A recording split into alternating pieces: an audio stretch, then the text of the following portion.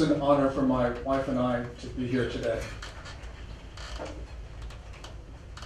There is one question that each of us must ask. In a year from now, will the Republic of Korea, South Korea, still be a liberal democracy? Or maybe we should ask another question. Maybe we should ask, will there even be a South Korea then? Today, we all know that Kim regime, the Democratic People's Republic of Korea, is threatening to take over South Korea. But we also know that the Kim family, grandfather, son, now the grandson, have always threatened South Korea. So the question is, what's different now? What's different now is that South Korea has a leader who is subverting his own society. 문재인이, as we've just heard, is trying to undermine the whole notion of liberal democracy. He is jailing his opponents. He is muzzling North Korean defectors. He is allowing pro-North Koreans to run around and have the free reign of South Korean society. He's taking down barriers to North Korea infiltration and invasion. We know that he's whitewashing North Korea. And of course, he wants to unify with North Korea, perhaps on Kim family terms. Moon Jae-in, in short, is dangerous. He's dangerous to his own country. If his goal were to help Kim Jong-un take over North Korea, he would be doing exactly what he's doing today. Kim Jong-un has no better friend than the president of South Korea. Let us look what happened when Moon traveled to Pyongyang last month to meet with Kim Jong-un. Kim had arranged about 100,000 North Koreans to greet the South Korean president. And the North Koreans were waving flags. They were waving either the flag of North Korea or the blue and white unification standard. What they were not waving, not one of them waved the South Korean flag. Moon Jae-in just didn't seem to mind about that at all. Matter of fact, the only South Korean flag was on the lapel of Samsung's Lee Jae-yong, who accompanied Moon. But that's it. And Jay, thank you very much for the flag.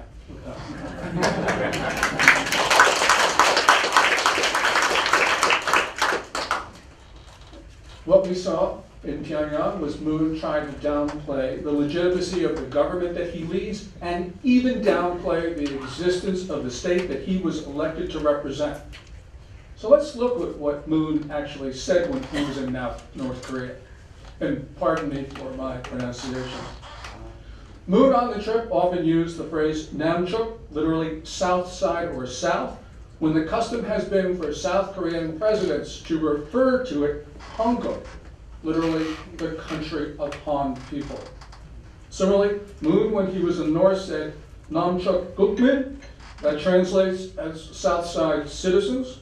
South Korean presidents would normally say Uri Gukmun, literally our citizens, or figuratively, my citizens. In contrast, Kim Jong-un did not return the favor. When he talked about these things, he only used the communist term, Uri Inmin, our people or my people. Now, of course, Kim's Democratic People's Republic of Korea does not recognize Moon's Republic of Korea, and South Korea doesn't recognize the North either. But Moon's choice of words clearly indicated that he was subtly, but nonetheless significantly, he was not asserting the right of South Korea to exist. Now, Moon obviously wants to change that position, which has been core to South Korea's existence since its founding in August of 1948. So, for instance, recently his Ministry of Education has disturbingly changed the textbooks. Up to now, South Korea's textbooks have said that Seoul, quote, is the only legitimate government on the Korean peninsula.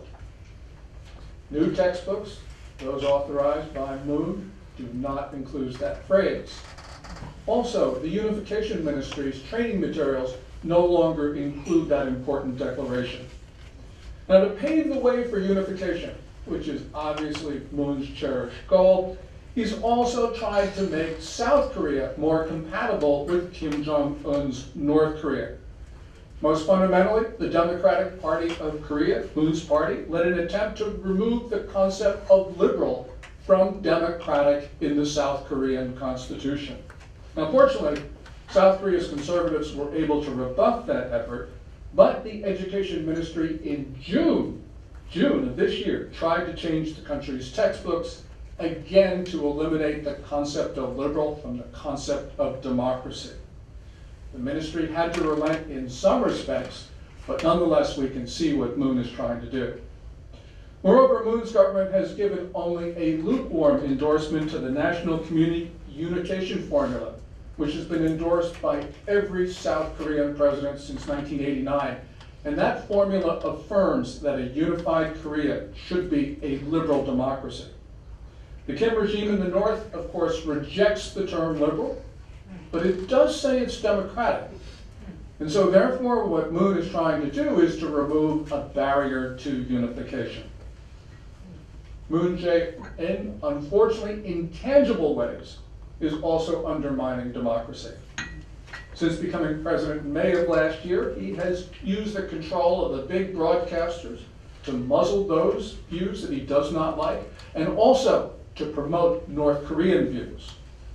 And as Lawrence Beck has pointed out to me, recently an American expert who was visiting Seoul was warned by a state-funded broadcaster not to voice views of criticism of Moon's approach to North Korea.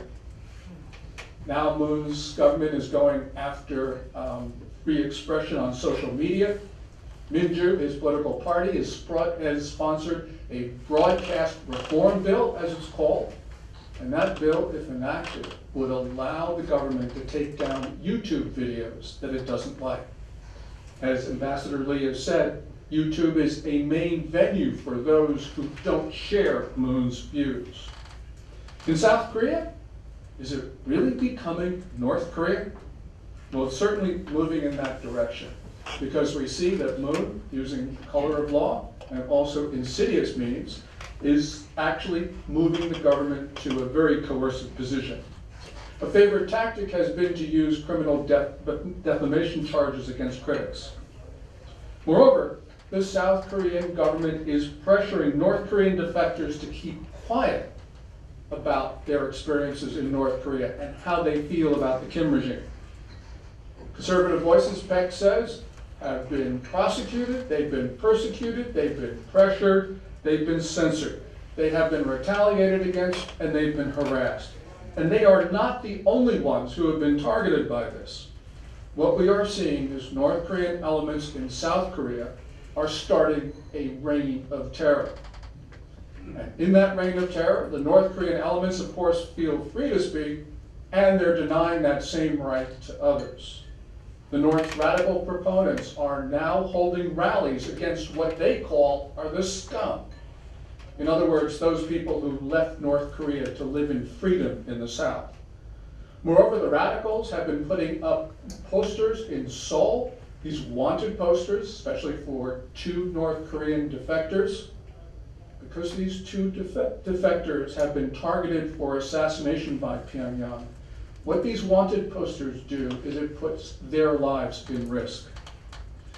Free democracy, as we now know it, is currently on the verge of collapse, say many people in South Korea. And that's true, because the feeling of alarm is certainly, with justification, widespread in South Korean society.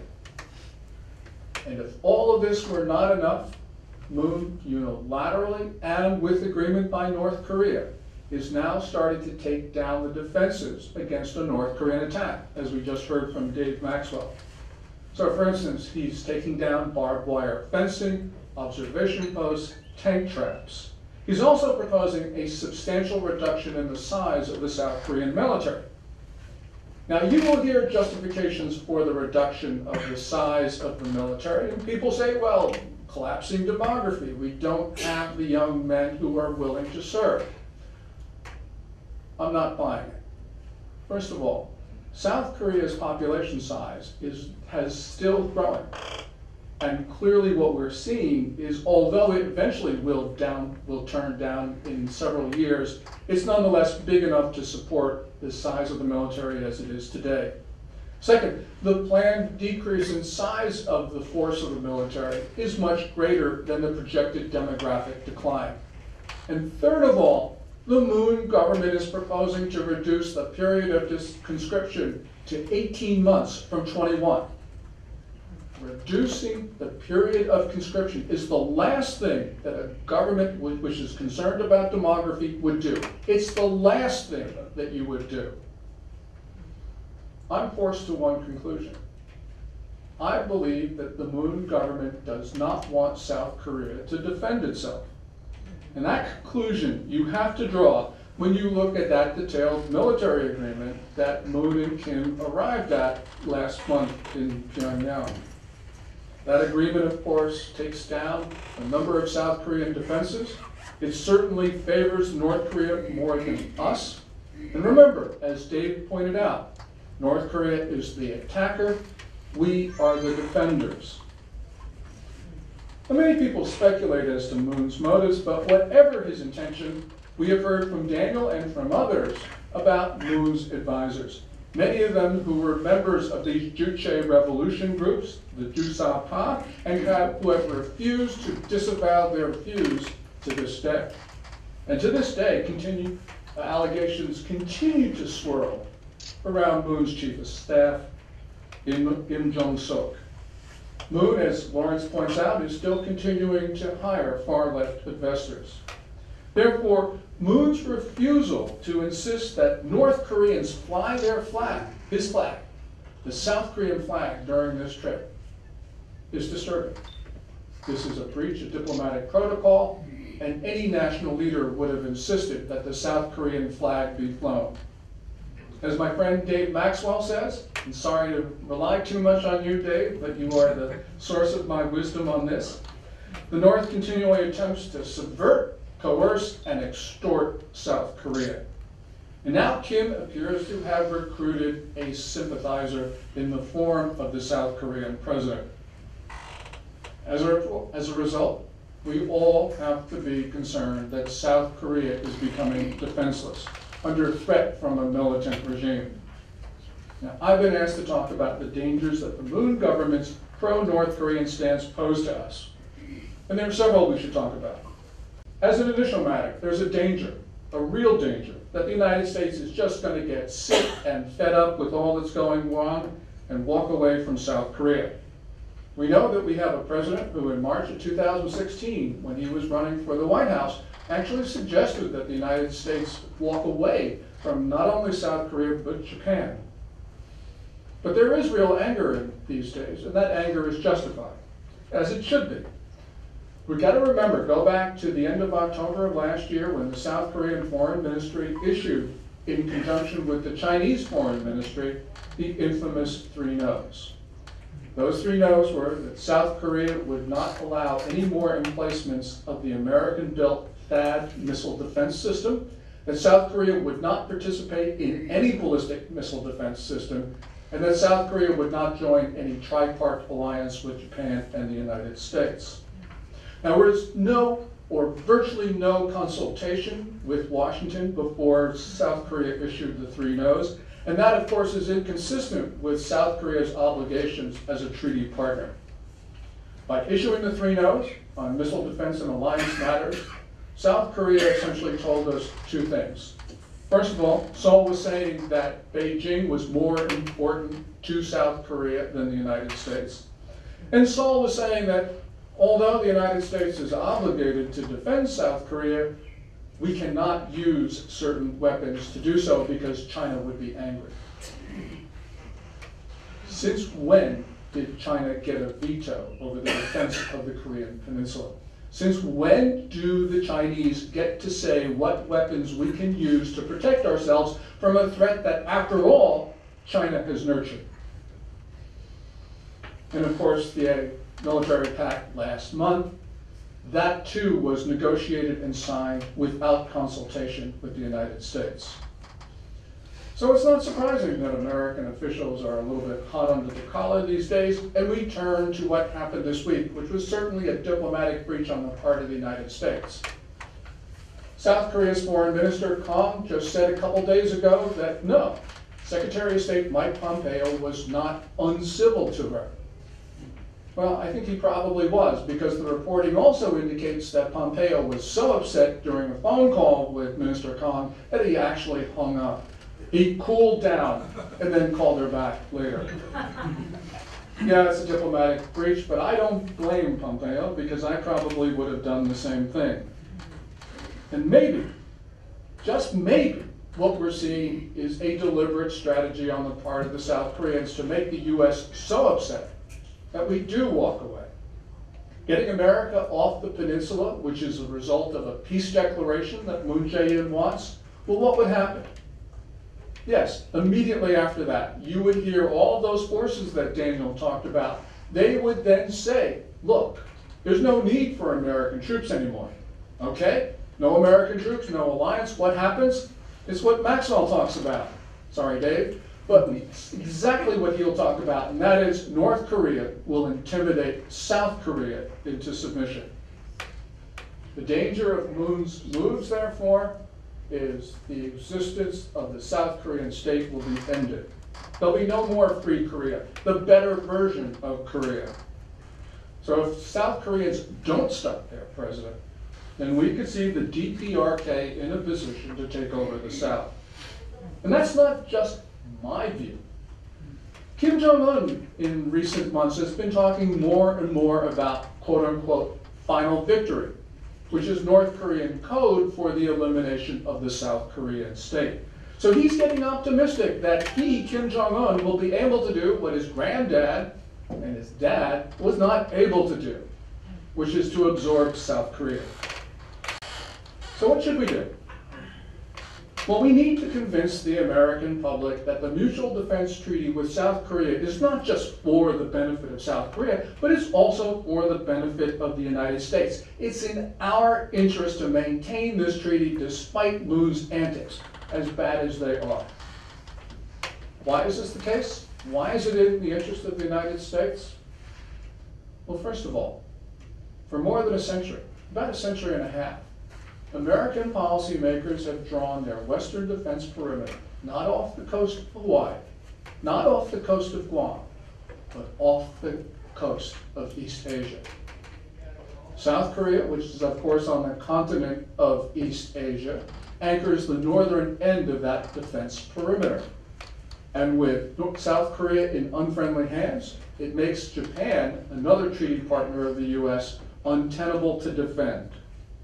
Second, we all know that this is a time when democracy, the form of governance, our governance, is under attack by large authoritarian states and under attack by others. We cannot afford to lose any free society, especially a free society as important as South Korea's. All of us, South Koreans and Americans, should continue protesting in Seoul, and we should continue talking to the American public and American policymakers. Americans need to hear that not all South Koreans support their President Moon Jae-in. Americans need to hear that South Koreans want to continue to live in freedom. All of this, of course, is a tall order because, as we've heard so many times today, the media is firmly in the control of Moon Jae-in. But this is a struggle that we can win, and it's a struggle that we will have to win. America's security is dependent upon the security of South Korea. South Korea's security is dependent on ours. So for Americans, from our point of view, defending South Korea is defending America. And that's why these conversations, and that's why these months are so important to us, because we may not have much time. So for all that you have done, and all that you will do, I salute you. May we all live in peace, and more important, may we all live in freedom. Thank you.